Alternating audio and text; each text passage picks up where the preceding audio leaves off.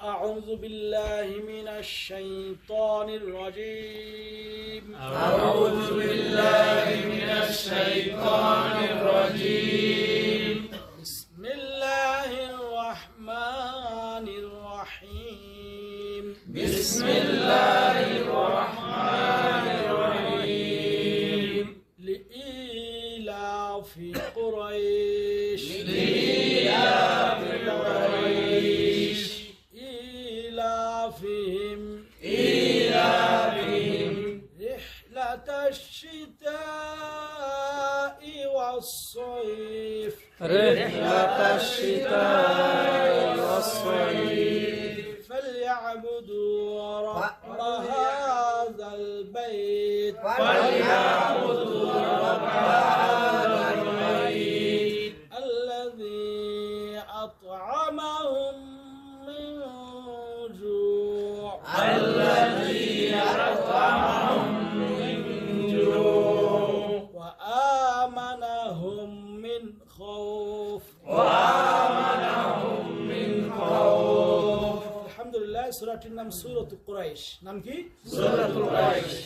এই কুরাইশ হলো নবী মুহাম্মদ সাল্লাল্লাহু আলাইহি ওয়াসাল্লামের বংশ সেটা হলো কুরাইশ তার নবী করিম সাল্লাল্লাহু আলাইহি ওয়াসাল্লামের বংশের নামানুসারে এটা কুরাইশ নামকরণ করা হয়েছে এবং তাদের আচরণ সম্পর্কে এই সূরাটির মধ্যে আল্লাহ রাব্বুল আলামিন উল্লেখ করেছেন তাদের আচরণটার মধ্যে একটি আচরণ হলো কি লিইলাফি কুরাইশ যেহেতু কুরাইশ গণ বা কুরাইশ বংশটি তারা অভ্যস্ত হয়েছে কিসের অভ্যস্ত ইলাফিহিম তাদের অভ্যস্ত হলো রিহলাতাশ শীতা'i ওয়াস-সাইফ শীতকালে এবং গ্রীষ্মকালে ভ্রমণ করা শীতকালে তারা ইয়ামানে যেত সেখানে ব্যবসা বাণিজ্য করার জন্য এবং গ্রীষ্মকালে তারা ইয়ামান মানে সিরিয়ায় যেত সেখানে ব্যবসা বাণিজ্য করার কারণে এবং এটার আরো একটা কারণ ছিল যখন মক্কায় শীতকাল ইয়ামানের ওইদিকে তখন গরমকাল যার কারণে তারা ওই সময় ইয়ামানের দিকে যেত শীতকালে আবার যখন এইদিকে গরমকাল হতো তখন ঠান্ডা পড়তো সেই সিরিয়ার ওই দিকে এজন্য তারা অনেক সময় এই সিরিয়ায় যেত এই দুই জায়গায় তারা ব্যবসা বাণিজ্য করত এই জন্য আল্লাহ বলছেন ইলাফিহিম তারা অভ্যস্ত ছিল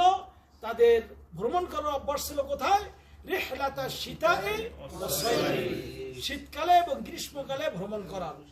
এই জন্য আল্লাহ বলতেছেন ফালিয়াবুদু রব্ব হাযাল বাইত হ্যাঁ তারা যেন এই ঘরের রব যিনি অর্থাৎ কাবা ঘরের যিনি রব তারই যেন তারা কি করেন ইবাদত করেন অর্থাৎ আপনার আমার ইবাদত করা দরকার যে আল্লাহ রাব্বুল আলামিন তাদেরকে এই নিয়ামত দিয়েছেন কিসের নিয়ামত যে অনেক মানুষ ব্যবসা বাণিজ্য করার জন্য এই মক্কায় আসে এবং মক্কায় তারা মক্কার লোকেরা আবার বিভিন্ন জায়গায় যে ব্যবসা বাণিজ্য করে এই জন্য তাদের আল্লাহর শুকর আদায় করার জন্য এই ঘরের রবের ইবাদত করা দরকার এটা আল্লাহ রাব্বুল আলামিন তাদেরকে বললেন এখান থেকে আরো একটি শিক্ষা যে আল্লাহ রাব্বুল আলামিন আপনাকে আমাকে বিভিন্ন নিয়ামত দিয়েছেন আপনার এই নিঃশ্বাস দিতেছেন শরীর দিয়েছেন অনেক কিছু দান করেছেন আপনার আমার কি উচিত নয় তাকে সিজদা দেওয়া কি বলেন ভাই অবশ্যই কিন্তু অনেক মূর্খ ভাই আমরা রয়েছি যারা কি করেন আল্লাহর দেয়া নিঃশ্বাস তারা ভোগ করার পরেও আল্লাহকে সিজদা দেয় না আল্লাহর জন্য সালাত আদায় করে না অথচ আল্লাহ রাব্বুল আলামিন মক্কাবাসীকেও বললেন যে ফালিয়াবুদু রব্ব হাযাল বাইত তারা যেন এই ঘরের রবের কি করে ইবাদত করে এবং এরপরে আল্লাহ আরো দুটি নিয়ামতের কথা বললেন আল্লাযী আত'আমাহুম মিন জু'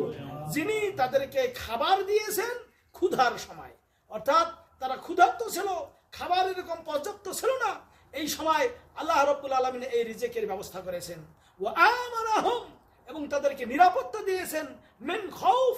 অর্থাৎ ভীতি হইতে অর্থাৎ তারা নিরাপদে সুন্দর করে এই মক্কায় অবস্থান করতে পারে অন্য জায়গায় গেলেও তাদেরকে আল্লাহ রাব্বুল আলামিন তাদেরকে নিরাপত্তা দান করে থাকেন দেখবেন অনেক মানুষ তারা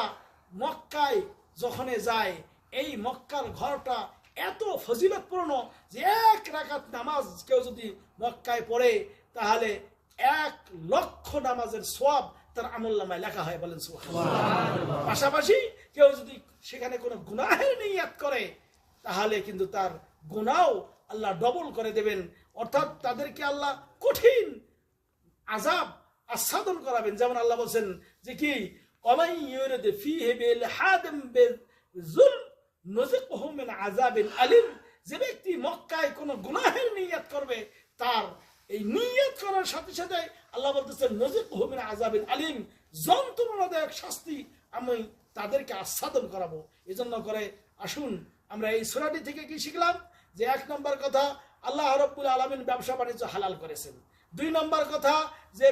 আপনি ব্যবসা বাণিজ্য করার জন্য সফর করা, বিভিন্ন দেশে যাওয়া জায়েজ। 3 নম্বর কথা আল্লাহ রাব্বুল আলামিন আপনাকে অনেক নিয়ামত যেগুলি দিয়েছেন সেজন্য আল্লাহর শুকর আদায় করা দরকার এবং আল্লাহর কি করা দরকার, ইবাদত করা দরকার। এবং পাশাপাশি যে আল্লাহ আপনার আমার ক্ষুধা নিবারণ করেন, যে আল্লাহ রাব্বুল আলামিন আপনার আমার নিরাপত্তা দান করেন, অতএব